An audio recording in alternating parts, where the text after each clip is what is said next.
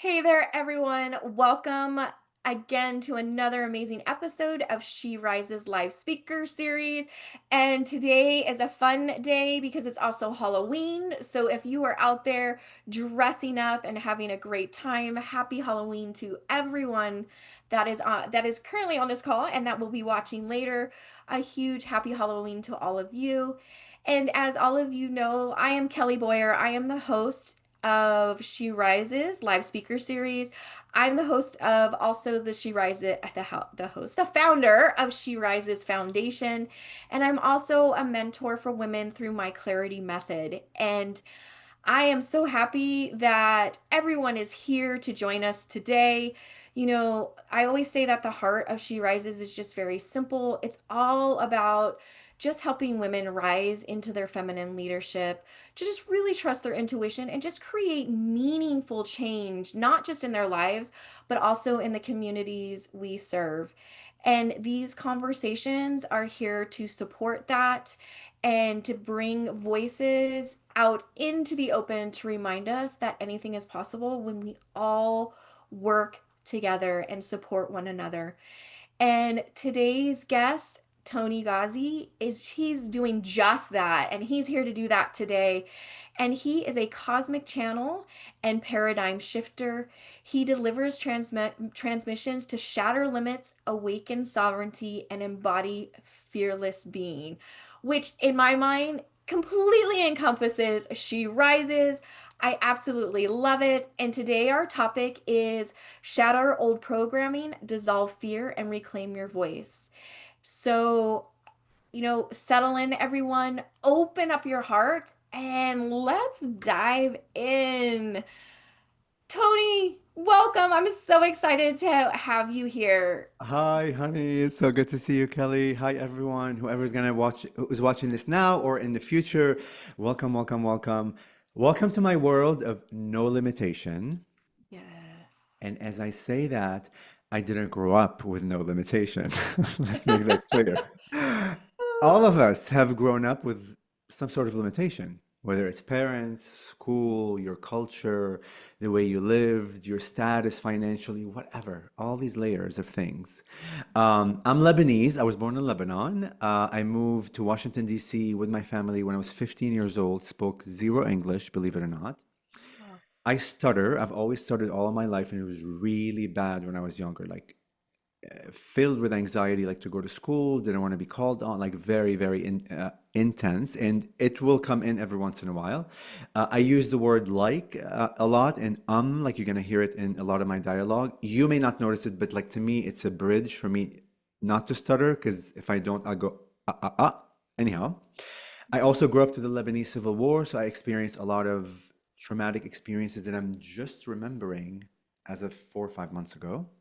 wow. Yeah, and like apparently I have buried them or like suppressed them. Because like for the longest time I said like to my friends, I don't remember my childhood. Like I have no memory of when I was, I don't know, before 10, like none, maybe little glimpses of little memories, but nothing substantial. And now I'm like realizing it's been like suppressed. I grew up in a very loving household. Like my parents were amazing in terms of showing us love, but how they reacted to each other and played out their roles to each other was not the most loving. So I witnessed a lot of, I'm gonna say crazy stuff with no judgment. They've done a lot better now. They're more older. They're more like, awakened. But I'm just giving you like a little basis of that we all go through some shit and we Mm-hmm. still go through some shit. And I have no filter, guys. I like to use the F word sometimes. I may keep it clean here. Listen, Well, be there are real. no rules here Okay. on She Rises. Be you. That's the Okay, only so when rule I that ask comes, I have. so when that wants to come, will come. It's okay to be real and authentic. And authentic isn't always pretty, guys. Authentic isn't always what the world said, have a white picket fence and I have a husband and a daughter and kids and everything's going well. That's one side. Our other reality is the trauma, the drama, the confusion, the being lost, the things that we've gone through, the parts that we've hidden, all the parts that we've are not ready to face, the masks. Happy Halloween, everyone! That each and every one of us has put on and continue to put on.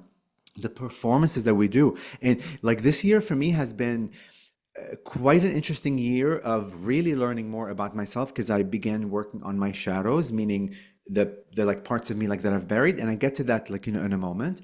But like backtrack to my like my history. I'm also Christian, and I like grew up through the Christian household until I awoke when I was 40 years old. So I'm 45 now. I live in Washington, D.C. Exactly when COVID hit is when my consciousness awakened. I knew nothing about aliens, channeling, spirituality, extra dimensional beings, parallel realities, none of the terms that you're going to hear today, and knew nothing about. I knew Mother Mary, Jesus, and all the saints, and I would pray every night, and I followed that path. Mhm. So COVID came, and my consciousness like awoke, and as it awakens, when you shift vibration and frequency, when you shift your belief system, even a small tweak, small degree, the whole reality shifts to the point that spaceships and like light ships and like fairies began appearing over my like the fairies in my house, but the spaceships and gray saucers and crazy stuff. I have videos, guys, on my iPhone. Not a joke. This is not just a thing I'm saying, actual things in like V-shaped chip like over my house began like appearing, really giving me the opportunity to understand that I understand now in retrospect that my vibration was shifting, my lens in which I see the world was shifting, to which I'm able to perceive more. Okay, I'm kind of just fast tracking. um so I channel what's called the praying mantis beings, insectoid beings. I'm also a realtor. I've been a realtor in Washington, D.C., God, for 15, 16, 17 years. Quite well known in the community. I sell quite a lot of real estate. People know my name. I'm not mentioning that to tap myself on the shoulder. I'm saying that because I'm quite known here. I also came out when I began connecting with the insectoid beings that I actually channel and speak them, to the point that on the back of my car, I never ever had anything. I can help you sell a house, and I'm a realtor. On like, I had a car that was just a car with windows, and you drive around. When I awoken and I had this clear calling that you need to step into this new version of you, that you speak to insectoid beings, I plastered the back of my car. I speak to extra dimensional beings. I'm a channel. Here's my website: aliens, Bigfoot, saucers, da da da. As I'm selling real estate, as I have people that I don't even know, because you meet strangers and become friends, and the first thing we talk about is that. So the degree in which I fell into my this new version of me without any fear or not being ridiculed in a very conservative town, the capital of the USA, driving around saying you talk to insectoid beings, you're either absolutely out of your mind, you belong in a mental hospital, LOL, or you just stepped into this version like fully knowing it is part of you. So I'm just helping you see the context in which I live in the real world that all of you live in. I'm not Mhm. some special being that has a special power coming from special lineage. None of that, guys. Each and every one of us are divine beings. Each and every one of us are a facet of God. Each and every one of us has the flame of the divine within us. And the idea is we're remembering that we are that, because through our infinite power of being divinely gods, we chose consciously, as that expanded consciousness, that listen, I know everything about consciousness. I've lived this life. I want to live a life that's limited, that is through separation. How does that look like? That's what we're all doing. So, um, in this lifetime, because of the idea of limitation and of separation and of forgetting who we are, and then you add religion, and then you add social media, and then you add where you came from, if you're Indian, Pakistani, if you're Korean, if you're Chinese, if you're Middle Eastern, if you're European, if you're US, whatever, all these layers of like differences begin shaping your life. And as a child, we're born as this open canvas that everything is possible, everything is infinite, and that infinite becomes into the small little ball or a square. And we begin to believe that the world is this. We begin to believe that our identity is what was either placed on us, pushed on us, we received consciously or unconsciously, we created through trauma, drama, and fear, etc., etc. And we begin living our life, ironically enough, in a Mhm. costume. All of us perform, all of us live under a costume. All of us do. And the point of this life is, yes, to allow us to live through these costumes, to be able to experience what it is, what it feels like, what does it mean to have this role, that role, this role, that role. But oftentimes within those roles, we forget that we are a powerful being. We forget that we are gods. We forget that we are divinely. We begin believing that the costume and the identity is who you are. And it's not. I'm a realtor. I'm a channel. I talk to insectoid beings, yes, specifically the praying mantis beings. I just began taking voice lessons. I just told Kelly, I was on Mhm. Instagram 2 days ago. So spirits, the way that they talk to me and like they activate and like they download with me, I'm an amazing sleeper. I can take naps. I sleep all night. I can go to the bathroom and pee 20 times, go back to bed like this. But when spirits work, they wake me up and I cannot sleep for like 3 hours. And I try and I cannot. So 2 days ago, I was up and listen, you can watch TV, you can read a book, you can be on your phone. Like my physical body is exhausted. My mind is absolutely, I just want to go back to bed. But you're letting it ride. So you're doing mindless things. And I'm scrolling, I'm scrolling. And as I scroll, this like vocal coach that teaches people in Hollywood or whatever, like teaches like people how to sing. And I'm like, and it clicked. I'm like, sign up. So just 2 hours ago, I had my first vocal lesson. I'm not a singer. I have no aspiration of singing. Like I don't. But what I want to do through that calling of spirits is to fall into my voice out of my mind, beyond my mind. Because our mind is the construct. Our mind is the vehicle that consciousness created to limit ourselves. It's designed to do that. So I'm like, what is my voice? How does my voice sound like? Like, I don't know the techniques. I don't know anything about music. Like literally, I'm not educated on any of the terms. It's like, you might as well speak Chinese to me when you say note. I'm like, I don't know what note is or whatever degrees of whatever. But the point is, I heard spirit and I followed its calling, regardless. And of course, I just had the meeting like 2 hours ago. And of course, I was a bit like insecure. I'm like, is this guy going to judge me? It was the most beautiful experience, the most magical experience, so supportive. And the guy said every human on earth can sing, unless you have some sort of condition, like a medical condition that like your vocal cords are affected. This is the only time perhaps you cannot sing, but each and every one of us can sing, which I'm like, wow. The point that I'm trying to make is you are not one identity. You are not just a male or a female or an architect or a trash collector or worked at McDonald's or a business owner and all these roles. You're everything. And this life is to allow us to experience everything. And not to like, because oftentimes we want to experience something and we have the calling and the desire, but we say, well, I have this job and I can't do that. Right? Because in our minds, we want to stop this job and begin something perhaps as successful or as lucrative or that can support us fully there. That's not the point, guys. The point is to dabble into the many voices that we have, the many identities like that we have, because once you surrender beyond the idea of fear and the limitation and the resistance was stopping you from doing something, once you surrender, that's where the magic happens. Because perhaps the point, like for me, like to like take the voice lessons is not to be a singer, because I have no desire to be a singer, but simply to hear my voice from a different lens for the first time in 45 years. Who is Toni under the masks and the costumes and the definitions and the fears that I don't even know exist? Because oftentimes we bury them so deep, you have no idea are there, but they are running your life, Mhm. you know? So each and every one of you is a multidimensional being, guys. Literally is a multidimensional being. Like a kaleidoscope, your nature is a kaleidoscope, but oftentimes we look through just the one lens and we ignore this lens, we ignore that lens, we ignore all those lenses like that are around us.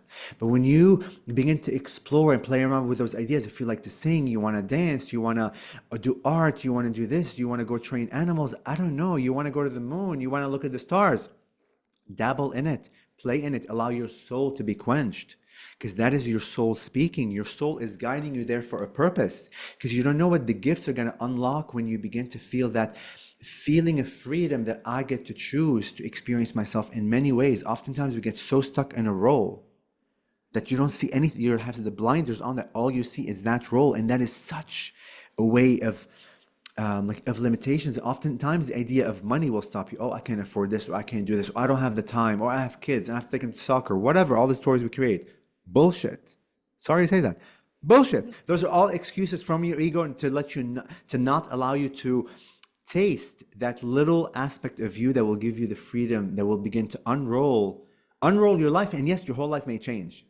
You may begin putting yourself first and putting your kids last. And there's nothing wrong with that, guys, because listen, and I'm not saying to put your kids last, but oftentimes we disempower others.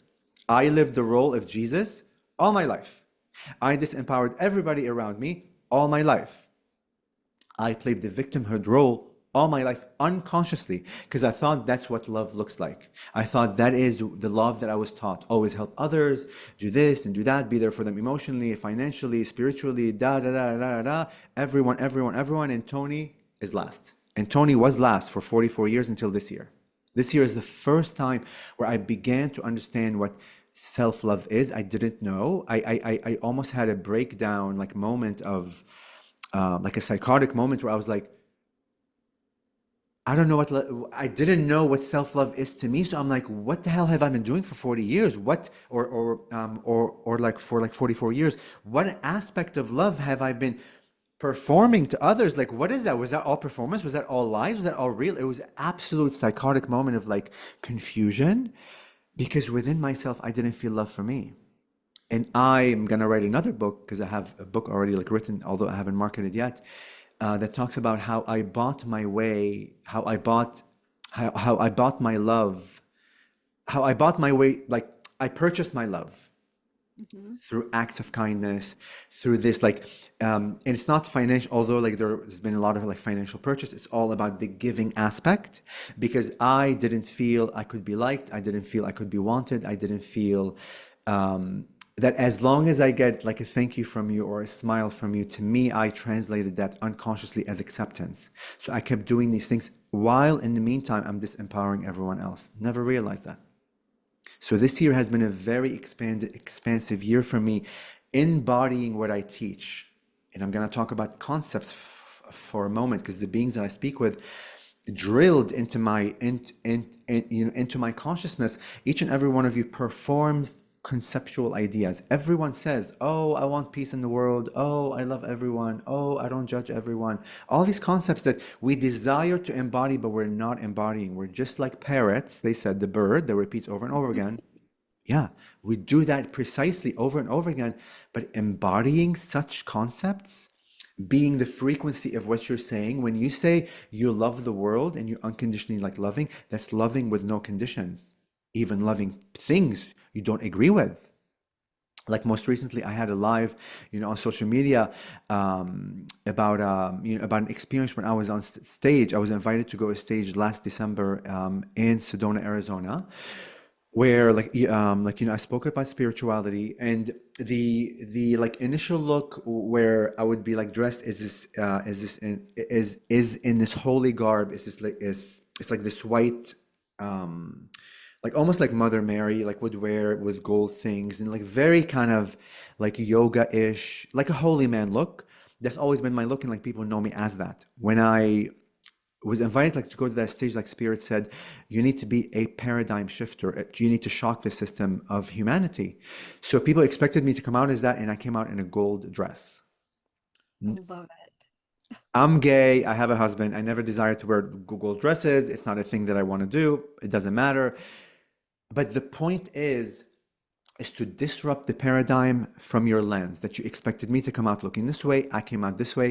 What's happening right now within you? What are you thinking? What are you feeling? What judgment is like coming up? All those are activations for you. And it was the most magical event that I've ever had. People were crying, were coming up to me like shaking and expressing to me like the encouragement that I had.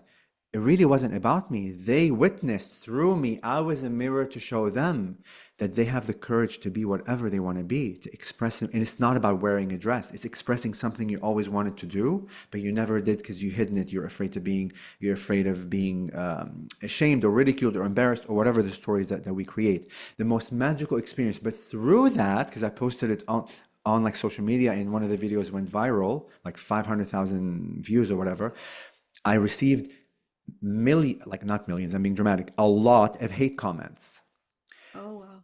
which I never expected. Like I don't live like all my friends and like communities everywhere I go, we all celebrate each other and support each other and view each other with like with wonder. So like for me to begin receiving hateful comments, I'm a faggot, I'm gay, like I should kill myself, I'm a cult leader, I'm the devil, I'm like dabbling into like crazy shit, like very intense and very hateful, unloving comments. The first day like that I received them, I was hurt a little bit because I was trying to just process, like I've never had that in a long time since I was in high school, or I want to say college. But then I was confused. I'm like, wow, there are people out there that feel this way and actually would like blurt out to people that I feel this way about you. I'm like, damn, this is like, it was so foreign to me. I had to process like for 2 days. And then that opened up the whole spirits work in mysterious ways. This is how gifting works, guys. Gifting comes in many different packages. Oftentimes the idea of gift to us is this beautiful box like Christmas with a bow, something happy. Gifts are what just happened. Those mean comments that came to me are the biggest gifts I could have ever received, because it allowed me to dive into what shadow work is and triggers. Every time you are triggered, you are triggered. Nobody can trigger you anything. Nobody is jumping into your body and like pushing buttons. It is your system triggered. And why are you being triggered by any comments? Because internally, unconscious to you, oftentimes you identify with what you were just called. You believe about yourself what you were just called. That's why you're triggered. Otherwise, the word will fly over like your head.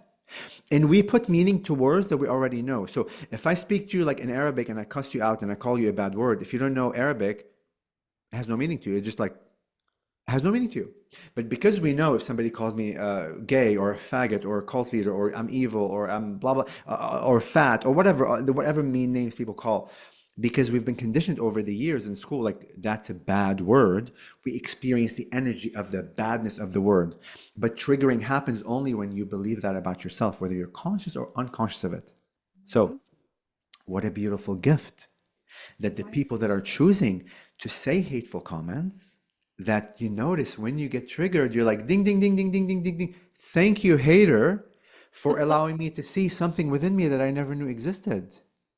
That's how you begin to switch and empower yourself. Use the power of your own creation and the creation of others to begin to go inside of you and notice how you are reacting emotionally to things. And if you're not reacting to anything, then it's perfect. It doesn't bother you. That part of you is healed and seen. But you react to the aspects of you that are living in the shadows, that are orphans, waiting for the love that they have been waiting to receive from you because they are part of you. That's aspect one of that. The other aspect of like the hateful comments is, guys, we're all in pain. Each and every one of us has some sort of pain and drama and trauma that we've gone through. Every one of us is looking for healing. So in my mind, just psychologically, it doesn't compute that a happy person, a person who loves themselves enough, has worked on their shadows, whatever you want to express that like journey. A happy person that feels good about themselves would not say mean things to anyone. It just doesn't, it's complete different vibrations. So the fact as a witness, for me to witness somebody say something mean already tells me in my heart that person is in pain. So it's important for us to begin to step into the new version of who we are as ascended masters, as we all are, with consciousness, being conscious, with compassion, with unconditional love, to allow that person. And I'm not saying condoning these mean things that are being said. That's one facet of creation. It's not about condoning what was said. It's about witnessing that, you know what, that person, they may have said that because there's something going on in their life that I don't know about that's putting them in that state and frequency. So with compassion, I'm going to sit here and I'm going to begin to view you in my heart from a healed state. Because oftentimes what we don't like realize is we judge the person that just judge us. So even if like some, because I asked like the question to like many of my followers, how would you respond to comments like this? I already knew how to respond, already been responding to them. I've been telling everyone that would like respond to me in hateful, and a lot in and like a lot of them are very, I'm not like saying them here, it's just very intense words. I say I honor your voice and I thank you for speaking your full truth. Help me understand why you feel this way. Yeah. In that statement, there is no judgment. And again, unless I know your story, unless I ask that person and sit down with them for 10 hours and understand their full story, to understand what has been going on in their life, what have they been buried, what things they have been not facing, parts of them they haven't healed. In my mind, of course, I expect them to behave this way. Why would I not? They didn't live my life. They don't understand me. They don't know where I am. Why would I expect them to see life from my lens? Doesn't make sense. And if you expect others to see people from your lens, then you are delusional. You literally are delusional. and you are placing a lot of assumptions on that being, and you are judging them. Because oftentimes if a person says something like me, oh well, he's an angry person, or or like he's a bad person, like just ignore them and like don't talk to them. What I just said, everything in the way that I did it, all of that is a form of judgment, guys. So the same weapon they're sending to you, you're using the same bullet back, period. Mhm. Be conscious of what you are doing, and also energetically, like speaking. I'm going, guys, I can talk about 3D stuff that is here, and I can talk about very expanded stuff that's like will blow your mind. And sometimes like, what did he just say? But don't worry about the words. Know that as I'm speaking, because I feel like, I'm consciously channeling right now, there's energetic codes, there's light codes that are being embedded with our fields right now that your mind cannot compute. Don't worry about that. Your mind's not designed to do that. Just receive the words, and there's energies, there's activations happening between us. So oftentimes we forget, and we're not aware because we're not taught, that even if I receive like a bad comment right now and I don't do anything about it, in my mind I'm thinking, oh, well, he's a like, a sad person. Like, how sad they're doing that. Just that form of judgment. In my mind, not saying it out loud to anyone within my own field. That is sending them energy, Mhm. reinforcing where they are. Because remember, guys, we're energy beings. We're always interconnected. There is never a point where we are disconnected from each other. Always, always, always, we are tethered to each other forever Mhm. and ever and ever, for infinity. So when you begin to comprehend that, wow, everything I think, feel, experience about others in a form of judgment within myself, I'm sending them codes of reinforcement. I'm celebrating that they are in that state. Well, yes, that is one way of being, and it's choice you could make unconsciously. But consciously, within your mind, if you choose not to respond back, because like many of the comments I receive, just ignore them.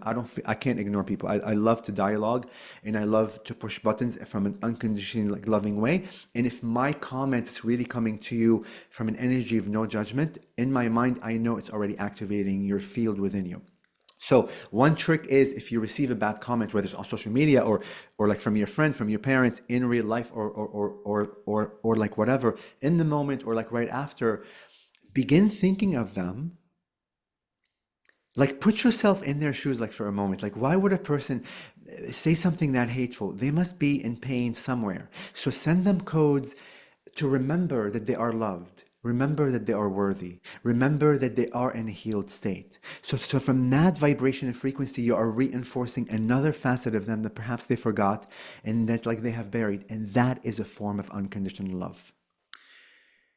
We dress up sometimes like certain things we act that doesn't look judgment. Beneath it is a form of judgment. So be mindful of all these little things. Be mindful of the words that you use. Be conscious of what's really happening. Because essentially, guys, everyone out there, every human, every plant, every animal, the sun, the moon, the rivers, the mountains, aliens, every dimension, every parallel, like everything is consciousness and is another facet of you. Mhm. When you comprehend that, then how dare, like, you wouldn't have the nerves to hate another version of you that's playing that role. How can you? That's you. Because let's say this is God, and like this analogy or like this visual, I hope it helps people, and you may have heard it from like many people. Let's assume this is God, consciousness, whatever. Muhammad, Krishna, Buddha, Mary, whoever you believe in, this is it, the consciousness of. It knows itself as all, and this is the all being. One day, this being like decided it wants to fracturize itself into a trillion pieces. Mhm. You are that facet. I am that facet. Jen is that facet. Nancy, Kathleen, Alexandra, Charmaine, and everybody else. The plants, the animals, the insects, the river, every consciousness is that little shard. But each of those shards, guys, listen to this very carefully. Each of those shards are a specific geometric structure, Mhm. piece of the puzzle, that once you put them all together forms that God consciousness. But how can that piece of the puzzle fit in that larger picture if you're not fully being who you are? The masks that we've put on, I'm afraid to be embarrassed, I'm afraid to do this, to be judged, all the other performances like that we do, all the other identities, because we all have multiple personality like disorders. I mean, we all have really multiple like personalities that we play out because we're afraid to be fully ourselves. The moment in which you become fully yourself, then you become that structure of the puzzle that allows you to fit yourself in the grander context, to be able to see yourself as a whole again. And in order for you to get to that point, energetically, emotionally, spiritually, is you have to go inside. Yeah. Why? Because you are the projector of your own reality. You also like may have heard of the of like the analogy that we live in a matrix and that we project our own realities. Like, what the hell does that mean? What the hell do you mean we project our own reality? Like, we don't comprehend it. Well, when you go to theaters, you sit in like a cinema or a theater and you're watching a movie playing out on a wall, right? There's a whole scene and people and whatever. There's a whole scene playing out. Well, that scene literally is not happening on that wall. If you go to that wall and start like touching it, the scene isn't happening there. It's a projection of light, streams of light that are coming from this box we call projector, right? That's creating that matrix, that vision, that beautiful movie we're watching. Well, that box, guys, is your physical body and my physical body and every other physical bodies that exist in this physicality.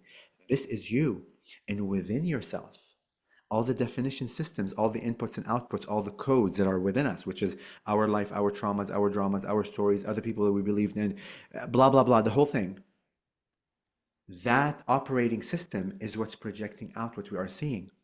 So when I begin like awakening and begin believing internally, although I don't understand the whole context of what's happening, believing and begin tweaking my belief system within myself that my world looks beyond religion and Christianity and there's aliens and there's channeling and there's consciousness and even the word consciousness for a while, I didn't understand what it means. I wanted to be so tangible. It took me a year to comprehend what consciousness meant. And I almost drove myself crazy. I'm like, what is consciousness? Everybody's talking about it. Like I couldn't, but finally I understand, right?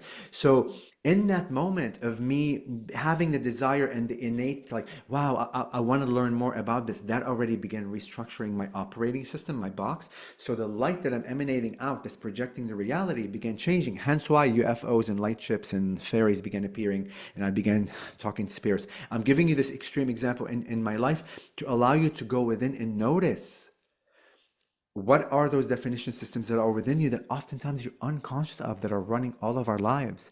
That's what shadow work is, if you hear of it, because that's the other thing. I've heard shadow work for 4 years since I awakened, had no interest in it, didn't understand what it was until this year. Again, you trust spirit where it leads you, you awaken how you awaken, you unfold as a flower the way that you're meant to unfold. But this year has been a lot of shadow work for me. I do retreats, but I also attend a lot of retreats. I have a lot of teachers that allow me to go within. I use plant medicine at times. I use other kind of medicine to assist me to go into areas of me that I didn't even know exist. Hence why I was able to find out this year that I repressed my whole memory of war in sound, like hearing gunshots, hearing bombs. The state of, like, Lebanon was in war. I don't know for how many years, 2 or 3 years. I asked my parents, like, did we even go to school like during the war? She's like, yeah, you went to school every single day. I have no memory of that. So I don't know what really happened that repressed it, that my consciousness witnessed and my mind protected me. It's a protection mechanism when you forget, right? So there's a gift there that's being employed by the mind. So the mind is not a bad thing. The ego is not a bad thing. But what we're trying to do is hold the ego's hand, hold the mind's hand to allow it to expand as we fall into our own consciousness and understanding of what is. So when you begin to work on the shadows, you begin to uncover things. Even the idea of like feeling, and this was another schizophrenic moment of where I thought I was going psychotic. If you talk to anyone who's met Toni Ghazi, they'll tell you I'm the most unconditionally loving being. From their mouth, from their perspective. This year, I realize I've been performing a lot of that. Not that I haven't been like feeling it, but there's a part, because it's like difference to display acts of love versus being the frequency of love towards yourself. And because I didn't know myself, I didn't put myself first. I never did anything for myself. I never attempted to heal myself, go within, try to understand who Toni is. I realized in that moment the expression of love that I was giving that everybody else loved and experienced so immensely within myself, it felt like a fraud. Because in my mind for a moment, I'm like, well, what expression of love have I been experiencing? So I asked my husband, and I told him, because like we've been together for 12 years, and I've been traveling like a lot for all this like spiritual work. So as I would travel, like recently the past 4 or 5 months, he would leave like cards or notes in a bag or in my jacket somewhere like secret, where he would like he would handwrite his like thoughts. He's never done that before, by the way, and he's not a person that's really emotional. So it was a very surprising thing that he did that. It was beautiful. But in that moment when I had that like mind breakage of what have I been doing? What form of love have I been giving others that everybody's been enjoying, but I don't even know what love is. Like I was confused what love is. I asked him, "How do you know like that you're loving?" And his response was literally those words. When I write you those cards, I feel. The word feel, another another schizophrenic moment of like dissolution of like I was so lost in that moment. I'm like, it clicked in that moment that all these years when I would profess love, I really wasn't feeling. And a Mhm. lot of it through like the shadow work like that I've done, like reminded me that I shut my emotions down when I was young because I was molested, because I like witnessed my parents not treating like each other well. And I'm not going to go into great details, but it was very traumatic. Like we were hit physically as like a form of punishment, which in our culture was okay, but now like looking at it, it's literally like physical, like abuse, like the war, like perhaps like elicited like the stuttering. All of that was so overwhelming to the like little Tony that he shut his emotions down and he began living a form of love that is theatrical, Mhm. that is conceptual, which is really ironic because it's easy like for me to feel others. It's hard for me to feel for myself. And this is the self work. It's all about the self. It's nothing about others. Because like when I watch movies sometimes, like with my husband, and like there could be a scene where like nothing dramatic is happening, but like a song comes up and it's a beautiful scene, and I feel hope. I just feel hope for the movie. I just begin crying, and he's like, "Why in the hell are you crying?" I'm like, "Don't you feel that?" He's like, "No," and he's literally like laughing at me, but I could feel others like easily, but feeling myself and allowing myself to feel is another thing. Mhm. So that's what I'm learning like this year, to go into my traumas, into my shadows, to begin to feel and to begin to experience. Because the idea is back to the projector. How else would you know who you are? If you're the computer system, if you're the operating system, how else would you know who you are unless you go inside and dig into the codes, into the layers of what makes you you? Because oftentimes we hide them and we create another layer on top of it that seems to be real. And those are the identities that we do: fear, shame, etc., etc. So self work is very important to begin to notice. And guys, there is not a point where I'm like, oh, I worked for 3 years and I'm like, I know myself really well. That journey is infinite. Within the continuum of infinity, we never die.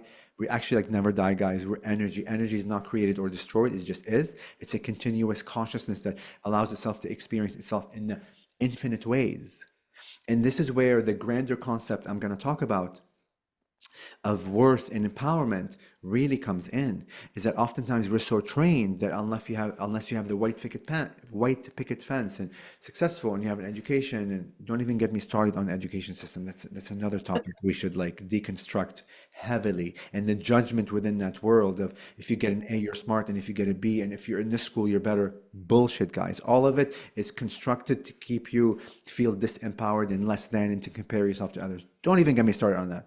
Another topic. But in our minds, we've been conditioned that unless you're living on this spectrum of life, the happy, the positive, everything is great, blah, blah, blah, then you're ascending, everything is going well, you're meditating every day, you're thinking love. But if you're experiencing the darkness of all of us, because we all have darkness, guys, this is the point of the white and the black on my nose. This came as a year and a few months ago. Like Spirit said, you have to draw something on your face. I didn't know. I was actually like in like Sedona, where I was standing in front of the mirror and I knew what I wanted to do, but I didn't know where to get the paint. And then like my friend who's a girl said, all you need is eyeliner. This is like so like all these I didn't know because I don't use Oh my eyeliner. God. I have to tell you, when you said that, I was like, oh, I'm all eyeliner. So easy. Totally. I mean, it's not part of my repertoire every morning, so it didn't cross my mind. I'm like, I need to go to an art store where there's paint. Like, I don't know. I'm going very basic in my mind, right? But she said there's these amazing like eyeliners. So like the first line I like began drawing is like one white line in the middle, and in that moment, the message from spirit was that you in the middle, there's no judgment, and you in neutrality of all, and that transformed into the white and the dark. That I'm the light and I'm the shadow. I'm the aspects of me that I celebrate. I'm the aspects of me that I haven't celebrated yet, or afraid to celebrate, that I have buried. That the spectrum of what society says, if you feel depressed, unhappy, you're unsuccessful, things are breaking down, you're sick, like, all the bad things that make us feel broken Mhm. are part of ascension. Remember, when we awakened, day number one, whenever that was, billions of years ago, trillions, when consciousness began aware of itself, when that began happening, we are going up, up, up, up, up, up, up, up, up, up, up, up. We're expanding from that moment on. Everything that happens in between is expansion. Expansion and enlightenment isn't always, oh, I'm meditating like Buddha under the tree. And, that's his path, that's his view, that's his lens, one lens of the infinite. But in our minds, we structured that a good life and a happy life and expanded, is this. But if I experience those, that I'm broken or something is wrong with me, or I need to heal myself, there is no healing yourself. Because you are fully empowered, because you are constantly in a healed state, you create the illusion of an unhealed state. Mhm. All of it is an illusion. And why are we playing out these illusions? Because even the illusion is a form of reality to allow you to experience the consciousness. So when you begin, what like the praying mantis beings have been doing, like this year has been an expanded year, like for them, for humanity. They said, if you have a chance to write a book about your story, each and every one of us, however old you are, if you're 20, 30, 40, 60, 100, 80, in between, from the day you were born that you can remember up to the age that you are right now, every microsecond of what you lived, what you've gone through, every microsecond, from good to bad to in between, every other shade, write it down. Every description that you can imagine. That book, every word, every emotion experience is the point of life and is worthy of creation and is literally what allows creation to expand with you. Because as you live out these roles, it allows consciousness itself to see itself through you. And that's how each and every one of us are precious beings. I'm gonna this is my cue, like the word precious, because I don't use the word precious normally. It's not part of my thing. Apart if you watch the Precious, what's that movie? The like the The Hobbit series. Is that the what you're hot talking? Yeah. Yeah, this is the only time like Precious, that little alien looking thing. That's the only time Precious is in my mind. I don't use it, but I did mushrooms. I was called to work with the mushroom medicine, which guys, by the way, all these medicines I've been terrified to. I'm always afraid because they're teachers. I don't use them to get high and feel whatever. I'm like terrified of them because they teach you. I always go with reverence. I always go like with intention, and I never over exceed whatever. I just like allow spirit to guide, and it's all about working with self and going into my shadows, into uncomfortable spaces. And as I worked with mushrooms, and I did 1 gram. So people who do mushrooms, like 1 gram is a joke. That's like I can wake up to a gram. To me, it was like it was it was a lot, but because my intention was clear and pure to work on self, it took me on a journey while I was under like the mushroom medicine. Like somehow consciously I asked, what is physical body? Like this is not while I was awake and here. This is while I'm already the mushrooms are working. Like somehow I asked in it, what is physical body? I said, tell me what's physical body and don't give me some vague answer. Give me what is this physical body? Literally. And the journey that they took me on is gonna give you chills. This is each and every one of us. In that moment, they took me on what seemed to be in that moment to be this whole ancestral line. It looked like this line of energy and like memories and of consciousness. And I was able to identify this like line of consciousness as my trail of lineage, right? I don't know, like all the other aspects of me like that I lived. In that moment, as I'm realizing like what that was, they brought me into the intention and the wish of every other version. So each version of me that lived, how many ever of them, what they didn't like about themselves, the form of judgments that they had about themselves, and the wishes that they wish. So I'll give you like one example. Let's assume we're speaking about one version of me that was living like a certain life, and he wasn't happy with his life, and he said, "I wish I was richer, or I wish I was like prettier, or I wish I could do this." Like the wish that we all do. Mhm. Those wishes. Listen to this. Each of my versions that have lived, I don't know how many ever lives, every time they judge themselves and they wish something different, that was the beginning of my realization, the beginning of my birth. That every time they would wish something, a form of me begins created. This physical body, this who I am the wishes and desires I have chose right now of the many versions of me that wanted to be. And they said in that moment, like, look at the chills on my head. They said in that moment, how precious each and every one of you are. That oftentimes you judge yourself in your life, in your story, in every microsecond of who you are, when what you are living right now are the many wishes and the desires of the many versions of you that have wanted to live that life. The most magical, oh my God, my head is like completely chickened out, you know, the chicken plucking thing. Like in that moment, I realize what my purpose is. I realize what this conception, this realization, this coming together of all these wishes that my other versions wanted to be is who I am, is who you are. Like the weight of the world in that moment was so heavy that how dare I not appreciate and value this? Because I am a portion of the many wishes of the ones that couldn't be. How precious our vessel is and our story is. And of course, this continues on to the future. The future version of me is perhaps one day will have this realization. Like, like things like that, just cannot go back from when in these activations, what we call these awareness of memory. So it's not like I never had this realization within me. It was there, but I was not aware of it. So activations are just awareness of what you already are and has always been within you, right? Um, I mean, there's so many things we can talk about. I feel like I'm gonna pause for a second in case you have a question or Oh, yeah, I've really been enjoying what you've been saying, yeah, you know, especially about all the that we embody, like right now in this form that we're embodying all of the wishes. I'm gonna tell you the moment, like when you said that, my mind was like a whole new awareness. And then as you're sitting there and you're talking about it, I'm feeling into it, and I'm like, oh my gosh, I'm all this is there is so much truth to that. And and I've spent times where I'm like, "Ugh, I just wish that I could I could be da."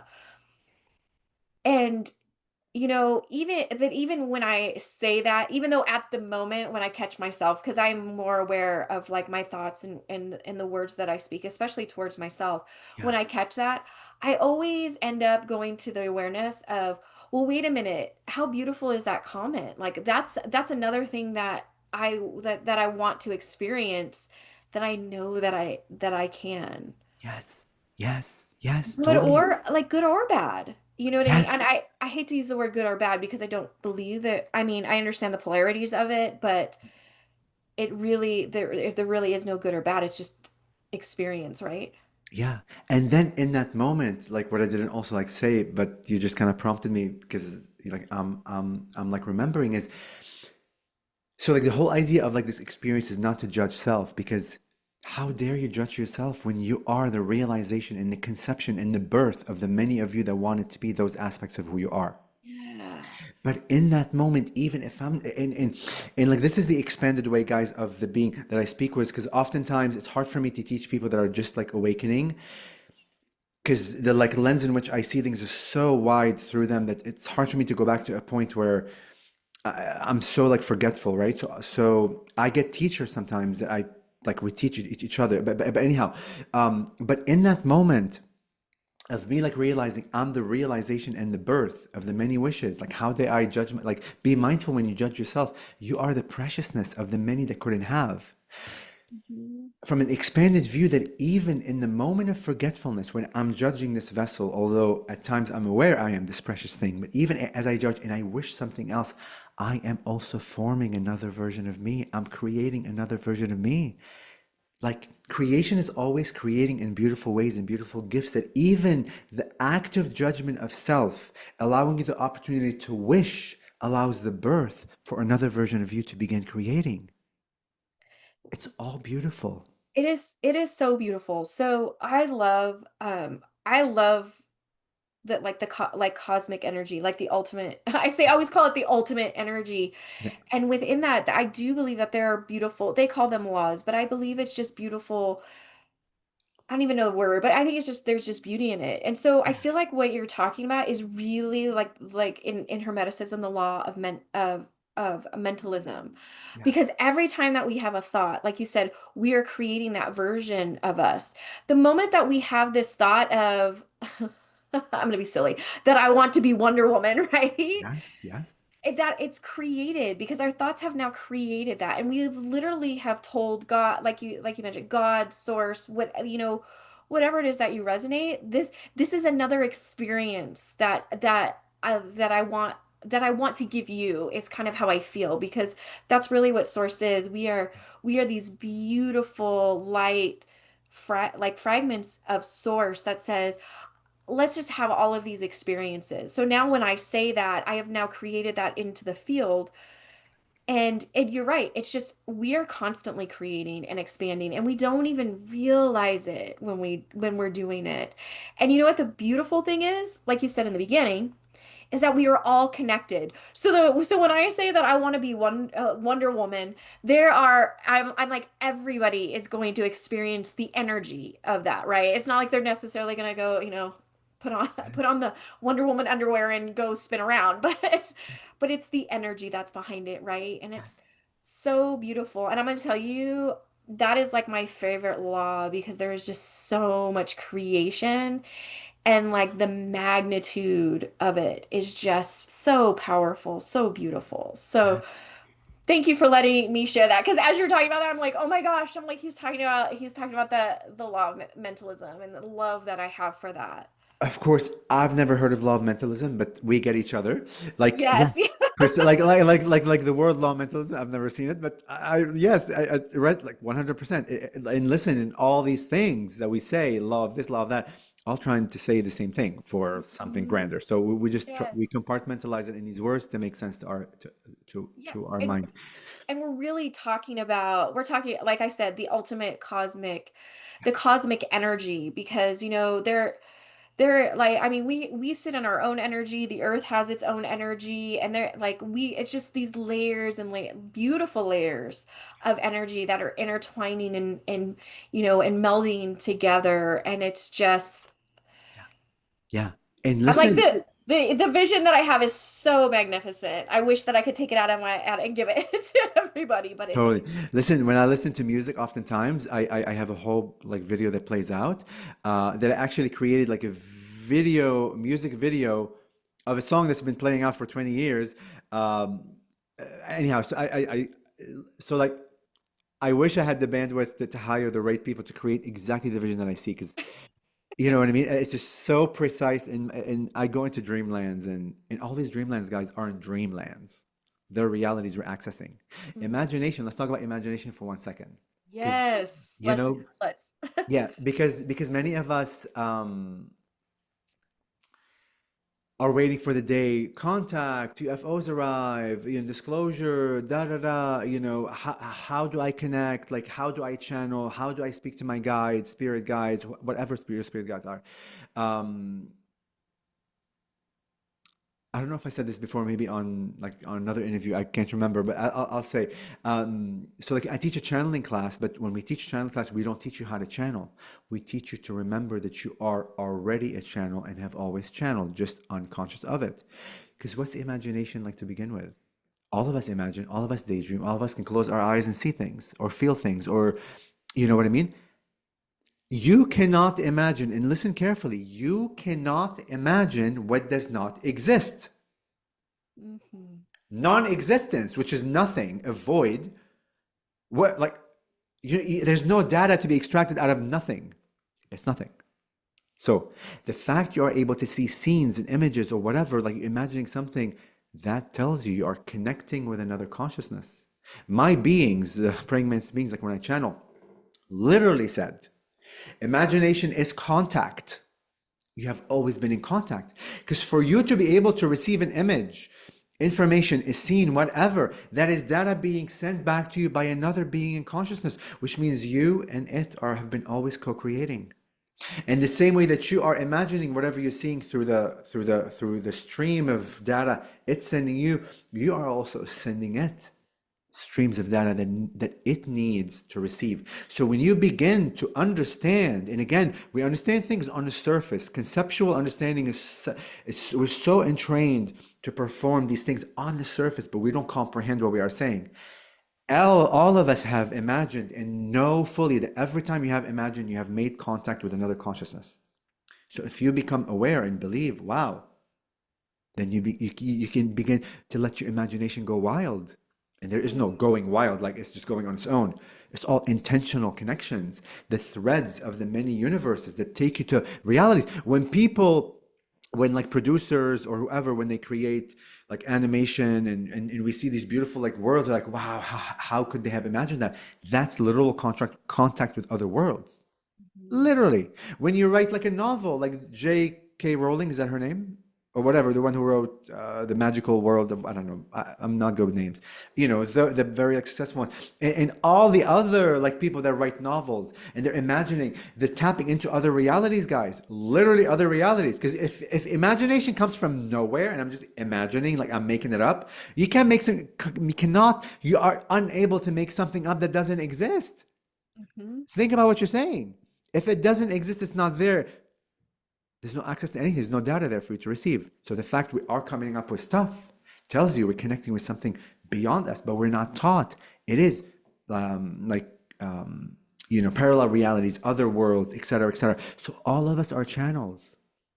And Yes. channeling doesn't look like one way. That's the other thing that we teach is oftentimes we get stuck. Again, we're so entrained and trained to see things in a box way, categories, that a channel looks like this. No, your facet, your sacred geometrical structure, your light structure, your codes within you are specific to allow a channel to come your way. So trust your discernment, trust your voice, trust the information, trust the beings, trust the way in which it has to come out, either through dance, through singing, through like light language. I don't know. You may be able to come up with something new humanity doesn't know of yet, but no one else will be able to receive that gift until you surrender into you. And stop the comparing and contrast games. Stop the judging of self game. Imagine if all of us stop judging ourselves and just be. Be. This whole planet will explode into consciousness. Literally, we'll leave our physical bodies, will become consciousness. Because in that moment, we would have realized precisely who we are. Mhm. So challenge yourself to be, and don't, and there's no too late, guys. That whole bullshit concept, oh, I'm old, oh, I wasted 40 years. Like my husband says it. So my husband is 60 years old, but he looks like 30. He's super into fitness and health and like when people seem like you're 60 and I'm like, babe, you're super old, as a joke. um he even says sometimes, oh my god, I'm like 60. I'm like, are you kidding me? That's like you've only lived 60% of your life. You have probably like 40% left. That's a lot of freaking years. You're still a creator. You can do a lot of like things you haven't imagined before may come down the line of creation and imagination. Don't limit yourself of age and whatever marketing says and AARP and I don't know and all the limitation of the matrix that society and the government told us to be. You are an engine of creation. You are the flame of creation always and always and always and always. And until you surrender into yourself, until you allow your voice to be spoken the way it's meant to be spoken, the words to come through for you to experience and explore who you are, you're going to be living in a box. There are Mhm. so many people on earth and in the US that haven't left their states for one reason or like another. And I'm bringing this specific example because that's how we live in our minds. Mhm. You know, I've met people that are like, oh, I've never traveled the world, and or I've never gone to Washington, D.C., or for whatever reason, whether it's whatever, money and all that bullshit is all limitation of the mind. But the point is, we live in the confines of where we are, and this becomes our world and nothing else. And then we witness everybody else like living and expressing and exploring. And in that moment, we're hating ourselves because each and every one of us wants to express, wants to explore, wants to be, wants to basically break the paradigm of our prison to allow ourselves to explore. It's not this person wants to explore precisely what the other one is exploring. It's to break our own prison, to have the courage to go within. And it's all about going within and being the paradigm shifter, being the black sheep, LOL, of your family or of like your neighborhood. Yes. Otherwise, we're all homogeneous, looking all alike, which doesn't freaking make sense. Are you fucking kidding me? Like, why do you want to be? You cannot be like the other person. You cannot. You are your own sacred geometry. You are your own thoughts. You are your own belief systems. You are your own story. Be yourself. Do not be afraid. Be crazy as like you can. Dress in different ways. Put markings on your face. Whatever you want to do, draw in a certain way. Let the world know there is more to what is. And unless you speak, you're in that frequency of your own truth. You're living in a prison. But having said that, mantises are here from a very expanded way. Even the idea of prison is expansion. It allows you to experience a form of limitation, a form of judgment. So none of it really on the grander context is ever judged, guys. God, Mother Mary, Jesus, Krishna, Buddha, all the saints, I don't know, all the other ones I'm not mentioning. None of them ever judge you. They witness you with wonder. They witness you with glory. They witness you with so much humbleness and privilege that all of us on earth, listen to this, chose to forget we are consciousness, chose to forget we are consciousness, to go into the depths of darkness, to forget who we are, and to allow ourselves to rise up to the light that we are. They view us like oftentimes, like you heard people say, like Mother Earth is like the golden tickets. Many souls want to experience this life. Because as a consciousness, you know, you have access to everything. You're very expanded. There's no, like, we don't experience everything over here. But once you've had that, you want to experience something different as part of the expansion. And like coming here, completely forgetting that you are divine, completely forgetting that you are God, completely forgetting that you are tethered to everything, completely forgetting that you are creator. And in believing and living in a matrix of absolute limitation. And through that, you experience the expansion of self, the rebirth of your own magic. Like how beautiful and magical that is. And the praying mantis beings have given me this one vision, like through a channel that I've been sharing, like with like people, is how to begin to value and appreciate everyone around you. And what a gift we live in. What a gift we have given ourselves that we cannot see. They said the next time you step outside your house, whether you're in an apartment or a home, step outside of the threshold of your home and just look at everything around you. Cars, to tires, to a steering wheel, to a bug, to a plant, to a rock, to the asphalt on the road, to other beings, arguing, loving, kissing each other, to the wind, to the moon, everything you see around you, literally everything, and everything else that you cannot see. Imagine that everything is consciousness. Each and every one of them is holding a mirror. Literally. Imagine yourself walking out, mirrors everywhere, being held by all these consciousnesses. All these mirrors are reflecting back to you what you cannot see. Mm. What a world of gifts we have given to each other, that through the interaction of others, through the witnessing of everyone else, the interaction is designed to lead me back to self so I can know myself fully again. But hatred and judgment and separation and feeling less than and more than and like duality keeps us from not seeing that they are mirrors for us. Mm-hmm. What a genius design we have created, but yet through the geniusness of who we are, that we're surrounded by infinite mirrors, all leading us to self. Through forgetfulness, we are not seeing that mirror. How freaking genius. So when you begin to see and comprehend that, wow, all of it is designed for self and all of it is beautiful, you begin to see it through the lens of beauty. And you can only see, you can change shutters, right? The lens of beauty when you begin to feel and experience the beauty towards self. and the unconditional love towards self. And unconditional love really is going through the shadows of who you are, every part of you judge about yourself, every emotion you had that you judge, every experience you can remember that you perhaps have judged. Go back to that version of you and unconditional love and bring it back. What they call is bring it back to the seed of creation. They showed me an image of this infinite table, this massive round table that extends galaxies, and there's seats on the whole table, like infinite seats. Each seat can only be occupied by that version of you. I love it. No one else can occupy it ever within creation. And they also showed me like an image that many seats are empty because we have judged so many aspects of us. So when we go back to that version of us that we have judged, because in that moment, that version of us that perhaps now we see it, oh, it could have done a better decision. That's a form of judgment.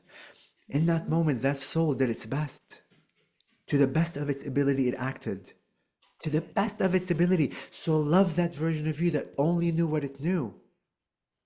Once you love it and tell it that it's okay, even what you decided may seem through the forgetfulness as being a bad choice, or even if you hurt somebody, even if you killed somebody. That version did its best in that moment and never judged by creation. Grab them by the hand and bring them to that seat and tell them this seat has always been for you and no one else can occupy it until you choose to occupy it. And when that version of you sits and you bring the other version, then this table begins to become occupied by all the versions of you, seeing each other, loving each other, seeing each other for the first time, witnessing the beauty. That's shadow work in essence with these with these imagery, and no wonder why we feel lost at times.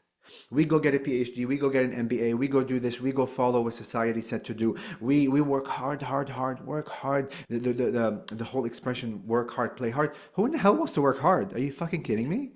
I don't want to work hard. I want to play easy and live easy. You know what I mean? I'm like joking like a little bit here, with words, But oftentimes we're doing all these things and we're still not satisfied. I have so many people, attorneys, super successful like business people. After COVID, they left everything and now they're living not a monastic life, but a very different life because they've realized all the success, all the hard work, all the like laboring things. Yes, it's all expansion. Yes, it's all a part of creation. Yes, it's all valid. Yes, it's all not invalidated. But everything that's exterior, out there, is not teaching you anything about who you are inside.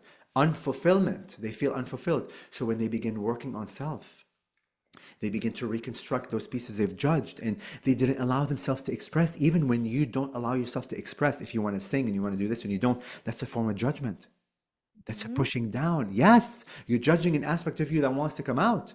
So once you begin to dabble and work with that, and again, there isn't a point where you're fully non-self judgment, but the journey, the like revving, the routine in which you begin to consciously become focused on self and being aware of self and going within is what will clarify the lens. So when Yeah. you're feeling unconditioned love, unjudgment of you, you literally will be able to see the world from an unjudgment lens.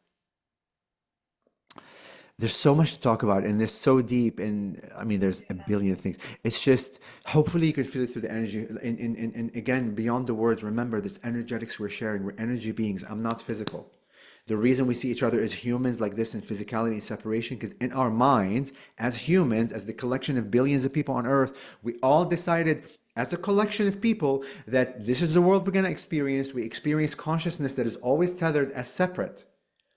So when Mhm. you're conscious, yes, I may be speaking to another human that seems away from me. I'm only seeing that awareness, that distance, because my lens is of separation. But even through the lens of separation, you can become conscious that that being that appears to the illusion of being separate is actually within me and is part of me and is in another like version of me. So those are the deconstruction of mind, the reprogramming of us. And sometimes it can be painful. Sometimes it can be ugly. There is no pain, there is no ugly, but I'm being dramatic. It can appear that way because yes, change requires a new direction. We feel safe. It's all about safety. We feel safe in what we've been. You could be doing something wrong for eons.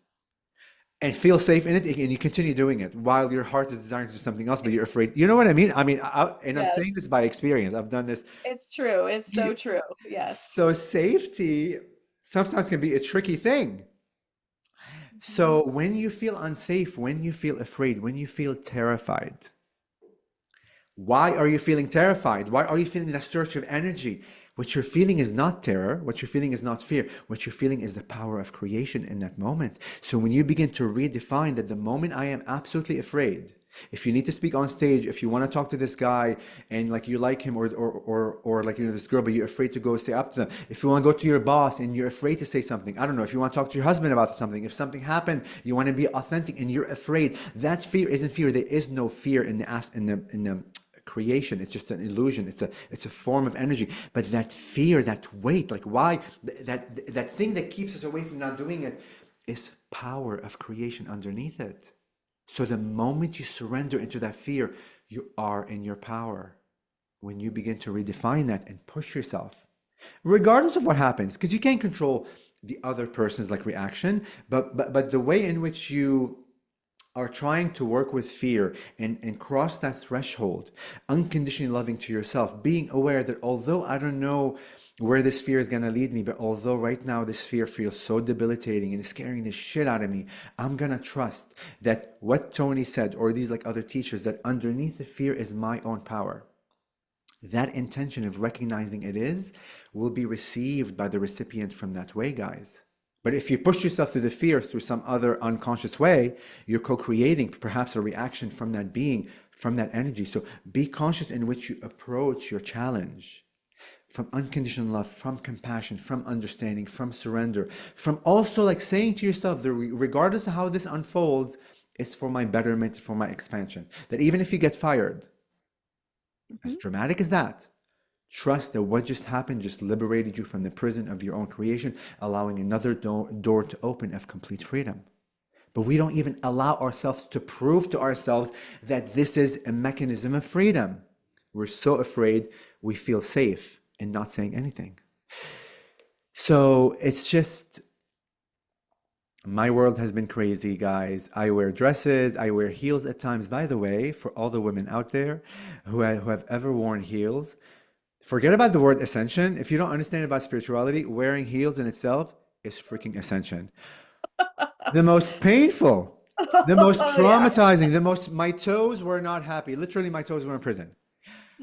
Whoever invented heels, I don't know what you were thinking. You were on drugs, lol. Our toes are not this. Our toes are like this. So it was the most painful thing ever. And I had to work through that. So I'm like bowing to all the women out there that wore heels, and for the men that have never wore heels, please try it for one day. You'll understand your woman a lot better. Oh, speaking of that, okay, this is what Spirit's saying. So I just went to France a month and a half ago, impromptu trip, not planning on it. Actually, I worked with mushrooms a month before in Sedona. I love Sedona. I've been there like so many times. Um, and guys, like when I work with mushrooms, not like, oh, I'm gonna work with mushrooms. They call on me and they begin appearing. And like you know, Kelly, like things appear and it's like, oh my God, here they are again. I have so much mushrooms at home, I haven't even like touched. I don't touch them until I'm called. It's just you know your soul needs them. There's a lesson you need to learn. So I worked mushroom for a day, and it's all like micro macro dosing, like nothing crazy and insane. And I'm done with it, and I had my experience, it was beautiful. And I'm in bed with my girlfriend, my friend that's a girl. We just like share beds because we love each other. Mhm. And I've been wanting to work with like tantra. I'm a very sexual person. And through the idea of love and unconditional love in my relationship with my husband, there's a lot of, and of course, I was sexually abused. And so there's a lot of hidden trauma that I don't know about that I realized again this year. This is where the shadow is that I've been objectifying men. Oh. And like sex with me, it's never been about intimacy. It's always been about them as an object, but unconscious to me, I thought I was loving, I thought I was caring. It's always been, I mean, when you like realize that it breaks your mind, you're like, what have I been doing all these years? Like, what form of love is this? So a lot of massive like you know changes, and like tantra has been coming to my mind, and like guys, tantra is not about having orgies, and that there is that aspect of it, but tantra really is about like breath, and about your body, and it's really not about the like penetration and actual sex. It's about the energies exchanged with the being, a very ascended way of seeing yourself as an energy being, sharing energies with the other person, and like a lot about touch and about like noticing what's happening within you. It's a very like sacred uh, like like retreat or like path. Um, and this tantric thing has been coming up all year long, and I've like maybe Googled it like 2 or 3 times, like on my trips, and I never like resonated. That night, the moment I looked at this like tantra place in France, and I'm like, oh my God. Next morning, I booked it. Like I paid for the thing. I haven't even booked. I didn't book the flights till the week before, which is kind of another crazy thing I do. But anyways, so I go to this tantra place in a beautiful chateau. They have like um, they have men's, so like this was like for men, right? All about men to understand like tantra and all these things, and like they have women, like they have couples, and they have yogis. It's a beautiful, very aligned, very sacred place.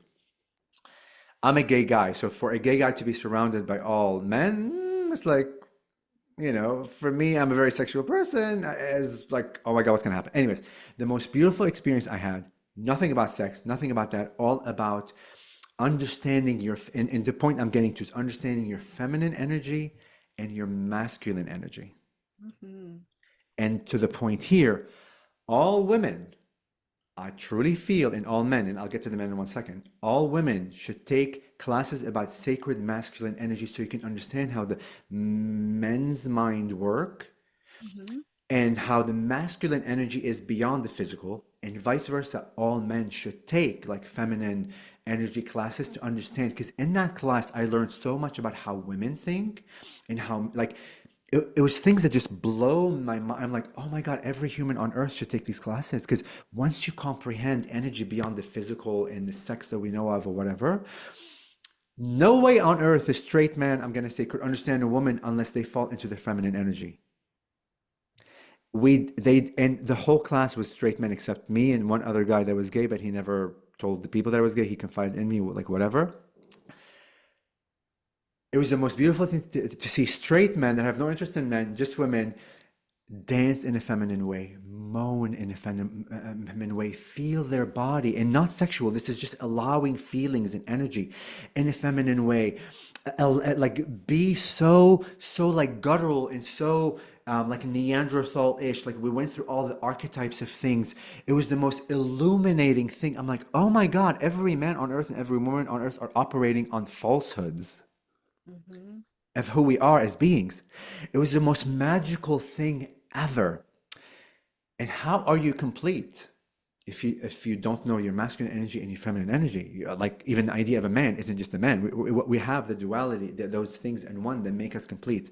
So anyhow, the point to that is to talk about the feminine and the masculine, and also allowing yourself to follow spirit, to listen. So when I got that calling, although it was terrifying, and my friend that we have to book it, I'm like, oh my God, I can't book it. And I booked it. I'm like, shit, and I have to get the flights. I'm like, oh wait, like do I need to cancel? And I'm on my own. I have no support. I know nobody there. My husband is not with me. None of my friends are with me. Oftentimes I go to retreats with friends, so I feel safe.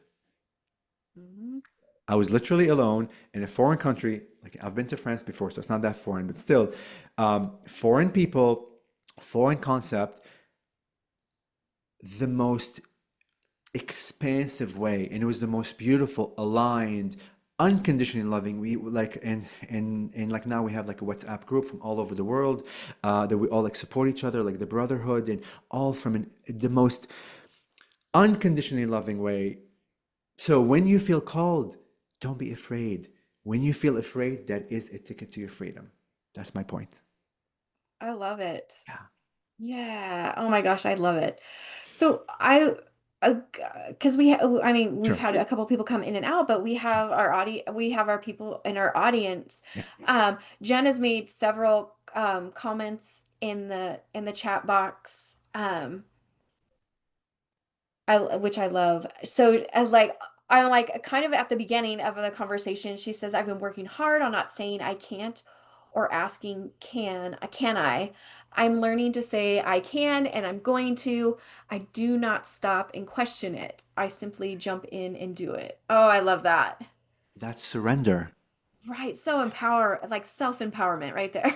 Yes, and like let me say one thing. Oftentimes we never surrender because, and this what through like the beings that help me see the construct of our mind. Oftentimes we only surrender until we understand what we're going to receive. Mm-hmm.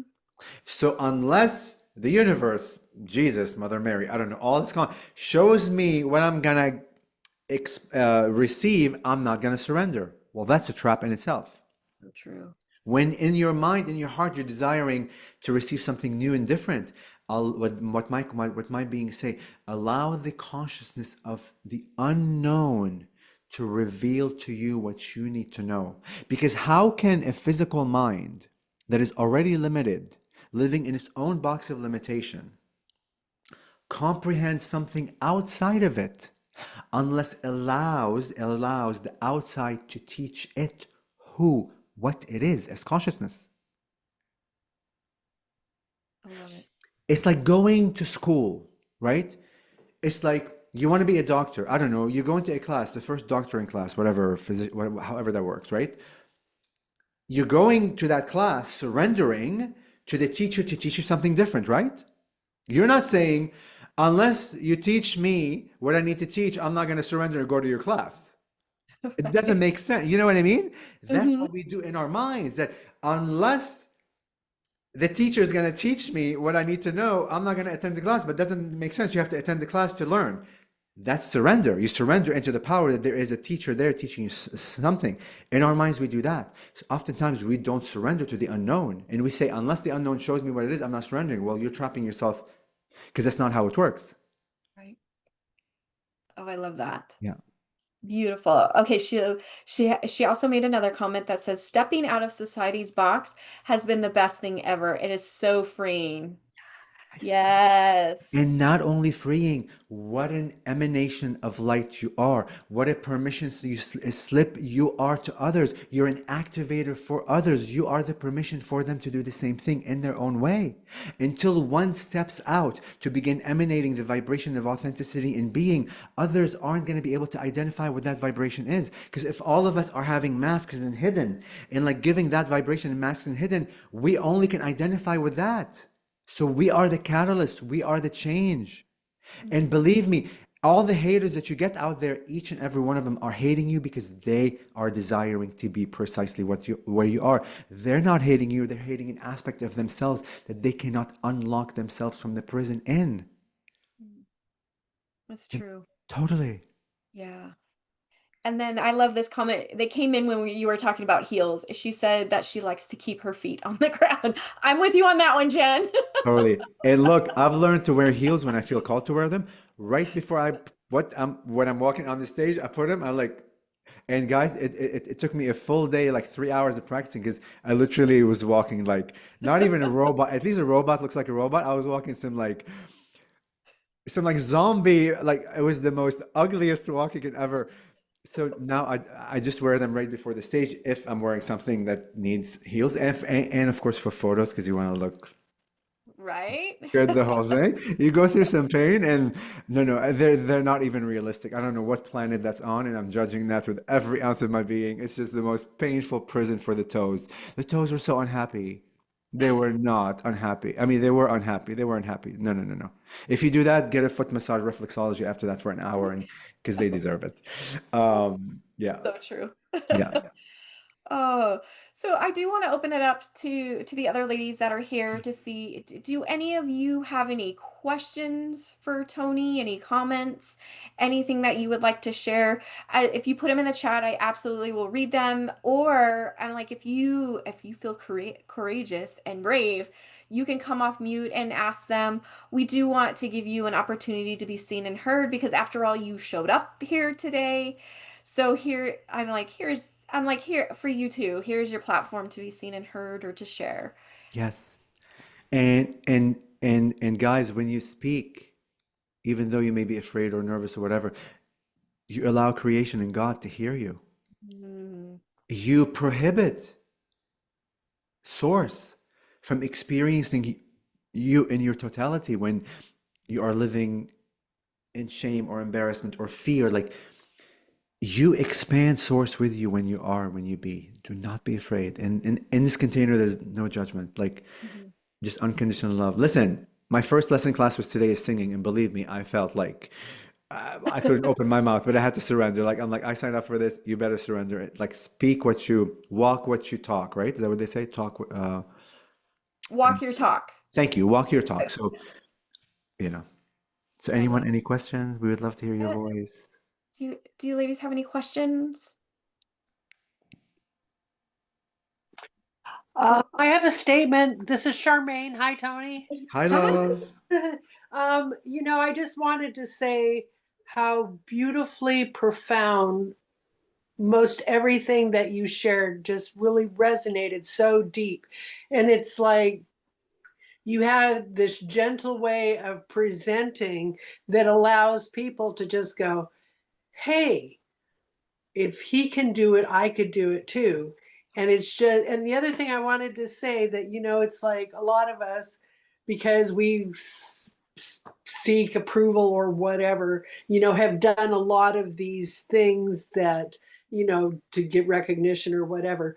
But underneath that surface, this is what I want to say to you.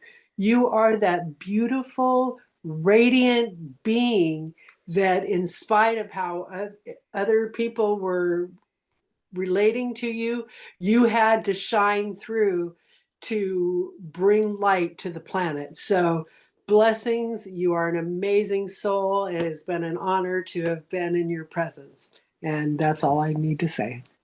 I Oh, receive you fully, Charmaine. Thank you so much for that. And I always tell my people, always, always, always, always, always, because our minds is easy. We're trained to do that. Don't put me on any pedestal. I still have my own shit to deal with. I go through the same drama, trauma, forgetfulness, confusion as you do every single day. Don't think I'm like on, I mean, I'm a happy guy, so maybe I'm a little extra a lot of times, but I have my moments where I'm just like completely lost. Like I doubt what I'm doing. Like the point is, I'm still a student, and I will always be a student of creation. And I'm never a teacher that has all the knowledge. And this is what the Mantis beings have said a lot of times this year. Each and every one of us are the keys to each other. mhm. Literally, each and every one of us are the keys to each other. There is no one key you can ever get from one person that unlocks everything. We are the oneness. Um, Thank you, Charmaine. It's so beautiful to hear your voice. Um, Well, if I can comment really quick, Charmaine, what you said was so beautiful.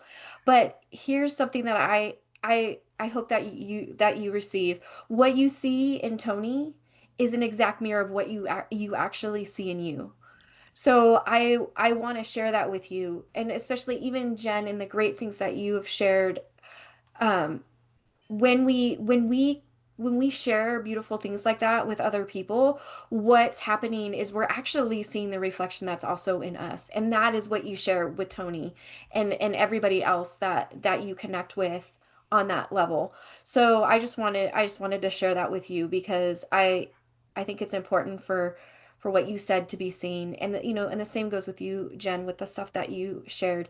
And I'm gonna say you too, Luis, because I don't doubt that you don't see the beauty in other people. Therefore, that beauty is actually reflected in you as well. 1000%, 1000%, and receive that fully. Don't just hear it like psychologically.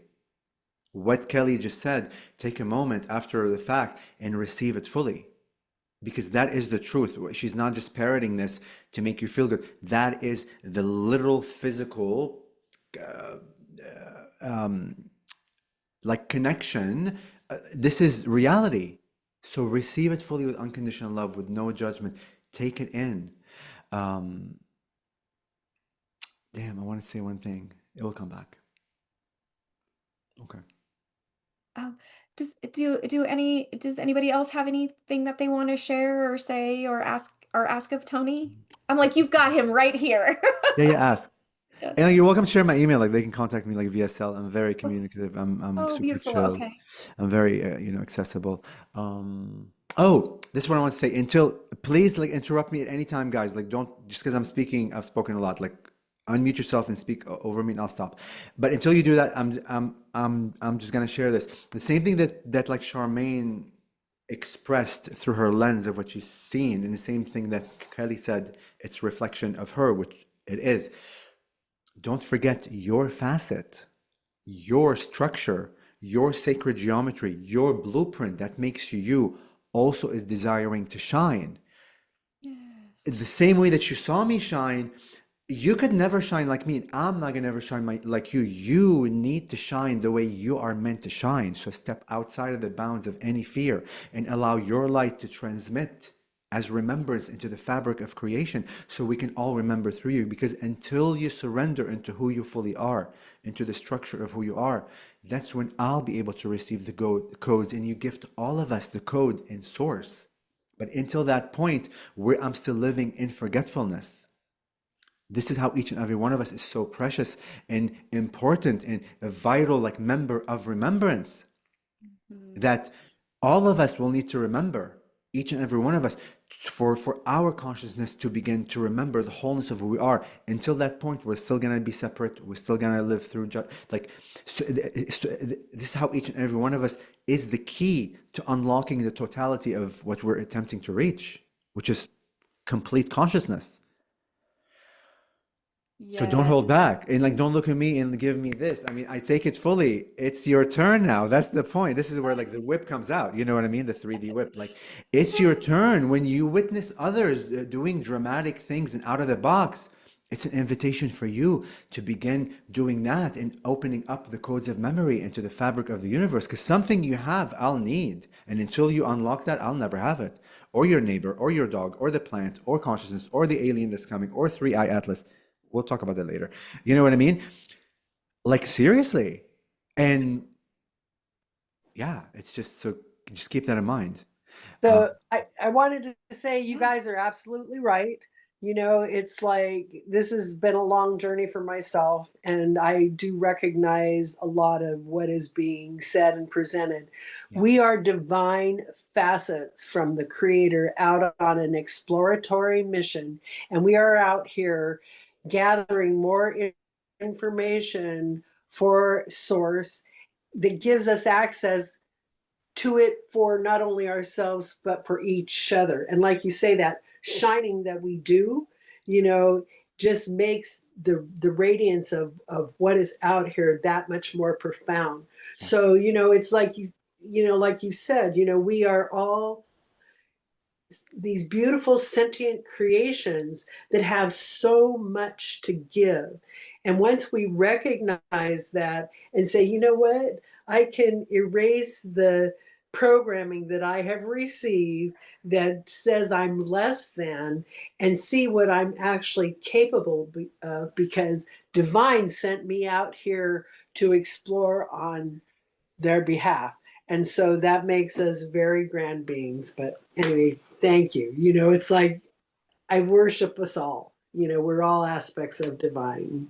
amazing. And I want to say just one thing, like, to like reinforce like what you said, just because I can, and perhaps this may be my mind, but it could be like, others that are also like thinking it, is oftentimes we think it's about coming out with a bang, or, oh, like, if Tony wore a dress, I need to do something very dramatic. It's not about the exterior of what I'm doing. None of it is about the outside. That's also a like form of performance. Mhm. It's about you within your own being, in the privacy of your own moments, are living your full authentic self.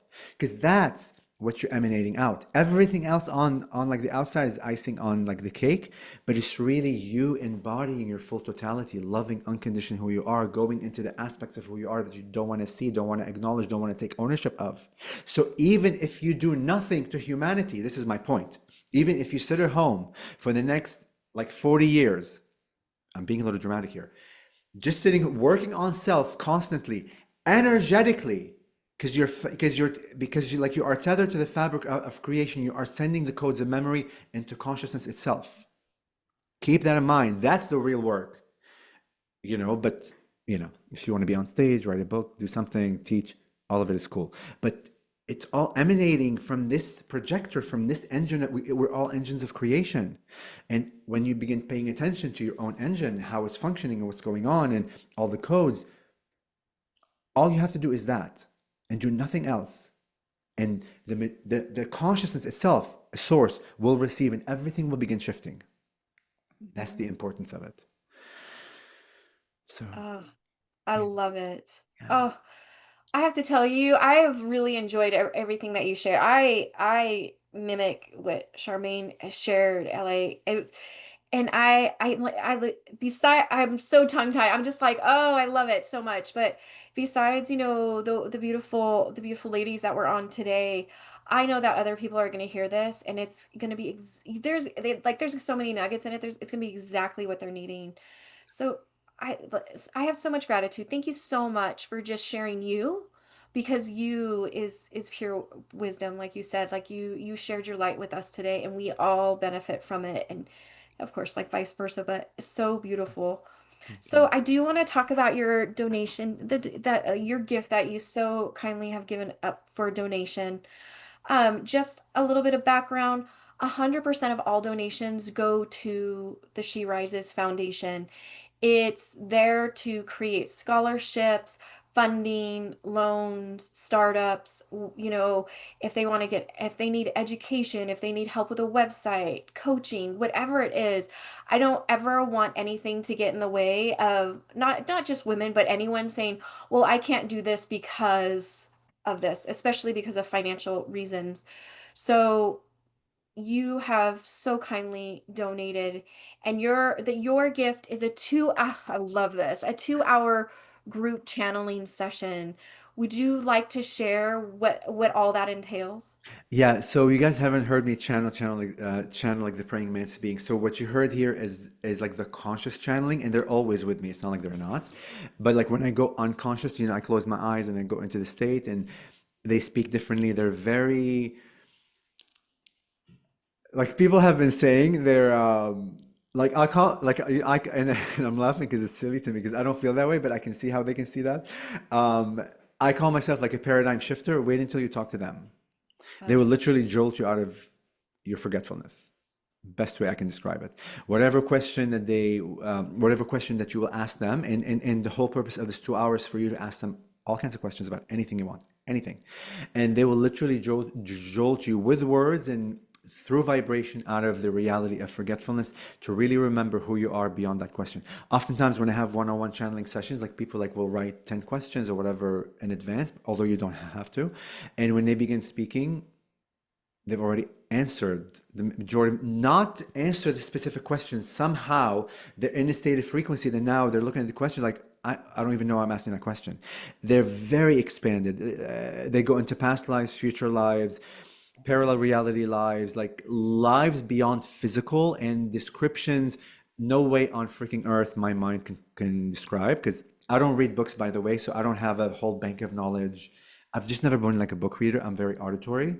So I don't have a bank of knowledge in my mind that, oh, I've read all these fantasy books and things come to me during the state. It's just unbelievable. Um, Activations happen. You may begin crying. And then after the fact, after like the session is done, things, so much synchronicities. I could text and emails all the time. Oh my God, Tony, everything you said happened like crazy. And praying mantis insects may begin appearing at your home, on your car. I've had people that are like, I've lived here for 10 years, 20 years, I've never seen, all of a sudden there's one on their screen door or on their like crazy. So the praying mantis beings are, if you're kind of jolted by that idea, forget about that. It's just a like label, because like literally they're not like physical beings. They are energy beings. They're literally like consciousness. They work with like sound, with light, and with color frequency to create things, and they experience themselves from a very oneness way words cannot describe. So just see them as just consciousness, but for the human mind, they need an archetype to come to Earth for us to witness them, and they come in the insectoid being. One of the questions I was asked like one time, why, like, do they come in like the insectoid being? Now I know, because they want to jolt you out of the reality. Because oftentimes we don't like insects; they look scary, whether it's a cockroach, whatever, like things with many-legged things. I, by the way, all my life has been terrified from anything insectoid being. So the fact that I'm speaking on behalf of them, that's another like slap on the head. Now, obviously, I love all like consciousness, but they want us to begin seeing all foreign looking things, perhaps our minds constructing as unfriendly and like dangerous as being purely consciousness. That's the jolting that they do. They allow you to step outside of the paradigm of what you are comfortable with and push you into the uncomfortableness to realize there was nothing uncomfortable to begin with. Everything beyond the threshold of the unknown is more of you, and all made of creation, all made of unconditional love, all made of integration. Just amazing messages that come through. What else? So it's going to be an explosive session. It's again, my eyes are closed for 2 hours. I don't see anything. I hear, oh, and I'll have a moderator because I'll need somebody to ask questions, or like she'll just moderate you to ask questions, right? Because I won't be able, I can only answer questions under the state. So, what else? And I also create, I'm the only one in the world, crazy enough. Like you guys have heard of crystal, like skulls, right? Like the crystal human Hmm. skulls. Yeah. So I'm the only one, and I have several of them, like back there, like you don't see them, but I'm the only one in the world who makes praying mantis crystal skulls, Oh, and they're amazing. This is my newest design, and this probably like will be like the most final design for a while. The eyes are made like out of obsidian. Like this is Mokai jasper. I have a lot of other stones. They're not on my website yet because I'll like put them on soon. Um, but like they're great like tools that on your awakening like journey, because also crystals and rocks is all like consciousness. You can begin to dialogue with them. They can be like your assistants for healing, for expansion, for connection with guides. It's really your belief system that's creating that. It's not them having some special power. It's you believing you're one with it that gives you access to other things, that I also sell, and I teach channeling classes, and I have a book coming out. And maybe I digressed a little bit, sorry. So oh, no worries. I love it. I'm all, please share with everybody yeah, about you. Like that's what we want. thank So I love that you you. have a book. I love that you make mantis crystals. That's the coolest thing ever. I know, it's amazing. And this is how like synchronicity like works. I own an amber that like was carbon dated to be between 18 to 30 million years old, that has a praying mantis insect in it. And No I swear to God, way. I'll show you a picture. Okay. And I activate all of my souls. I have my own shamanic ritual like that I do. Um, like imagine this little being has been in this amber for all these years. Like you see it? Yes. Yeah, isn't that crazy? Oh my gosh. It How was cool is it was that? found in like Chiapas, Mexico. Like this is her or him. Like well, you see him? Yes. Oh my gosh. I know how crazy. So Like like so perfectly like preserved. totally, totally. And it's crazy like that I even won it because this was like a real auction where people from all over the world are like auctioning on it. I'm like, oh God, it's gonna be like 20,000, some ridiculous amount of money. It didn't go that high, thank God, but I ended up winning it, which is like, of course I would win it because I talked to mantises. Like, Right?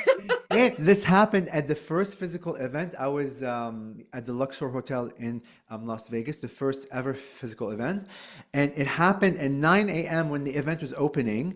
Like, so I told my friend, I'm gonna step away like from the booth and be on my phone, like bidding up, up, up, up, up. And I like do it and the app stops and I'm like there was no message. You won, you lost, nothing. And I'm like, well, what happened? Like, I'm like, well, give me something. So I had to call them while I'm at this place, and I'm like, listen, I just did this, and I didn't get a message. Like, please tell me if I won or lost. I need like peace of mind because I can't go back to the booth until I know.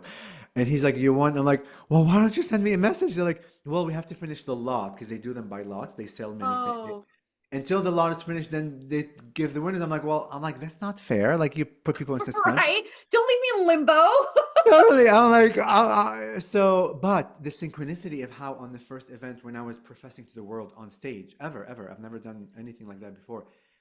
I received this gift to confirm that clearly I'm not crazy.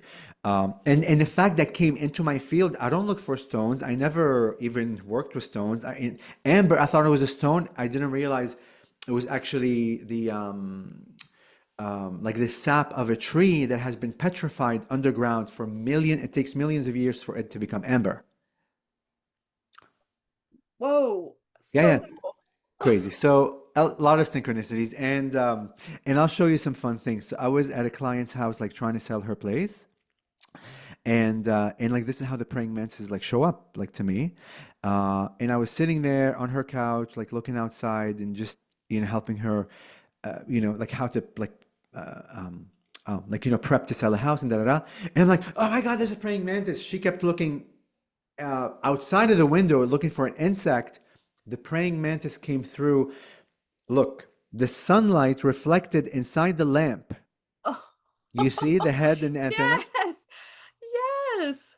And then, of course, like they would show up with me everywhere, even on lock boxes. If you're a realtor, if you ever bought a house, like, like we have lock boxes where we Mhm. keep, and look at this praying mantis on the lock box. You see him? Yes. Every Oh, time I'm showing a house, they would show up and just like more confirmation. Like this is another one, like at an Airbnb in like Sedona. You'll see him in a second. Like there were seven of them. You see him right there? oh yeah, yeah, I do see him. There were seven of them. Like there were two there, Oh and my I gosh. asked the owner of the house every time, "Do you have you seen praying?" He's like, "I've never seen it. Like it's crazy. They always show up. They show up in like the wood of my fence. Hold on, let me. It's gonna zoom in a second. Like in crazy ways where they want to let me know that they're with me. Even like, Yes. yeah, it's just insane. Like even like with this leaf, I was like, you see the leaf how it's moving. Yes, Is the it? shadow. Oh, Like you can't make this stuff up, and no, you it's can't. just so. And how beautiful is that to like to just to see that love and that support everywhere. And that's communication. That's contact. Yes. Different. See, and this helps me reshape what communication is in my mind. And this is what society is beginning to understand that communication is only heard or through your mind or whatever. It comes through other consciousnesses. Like the fact that I even like noticed the leaf moving at the right moment where the sunlight was it to give me like it's communication. So, anyways. 100%. Yeah.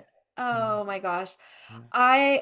I love it so much. So I and I love that we talked about all of this because this is 2 hours of experiencing this, and I think Yeah. it is beautiful. So this will be in your speaker center. Um, just a caveat, just give me a few minutes because there's a couple things that I do have to change before Don't worry. everyone like goes in there to get it. But it will be in the speaker center for you to receive. Again, every donation, 100% of it goes to the She Rises Foundation for those scholarships.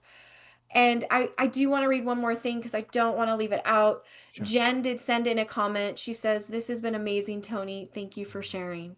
I love you, honey. Thank you for being here. Thank you for opening your heart. And again, as I always tell my people, when we co-create things like this, I'm not doing it. It's all of our energies doing this. All Yes. of our energies is what created this, and whoever else that's gonna watch. This is all the idea of past and future doesn't exist. Everything's happening in the now moment. So whoever's gonna watch already is like this is a co-creation of all of us. There's no I am here, you are there. We're sending codes to each other to awaken. So it's all a celebration of all these facets to come back together to remember we are one to begin with. Yes, so beautiful. So, Toni, a huge thank you to you. A huge thank you to everyone that has been able to join us here and that will be watching the replay. Toni, you have to come back. I I totally. know you're a busy person, but you have to come back. Listen, I love these things because I don't have to travel. I have to buy tickets. I don't have to pay for a hotel. Like this is easy. It's at home. I'm in my hoodie, which I love. I'm in my nice room. Right. So anytime you need, I'm always here. Would love to talk about any topics. We can make it more specific for, or if your clients have things, if whatever.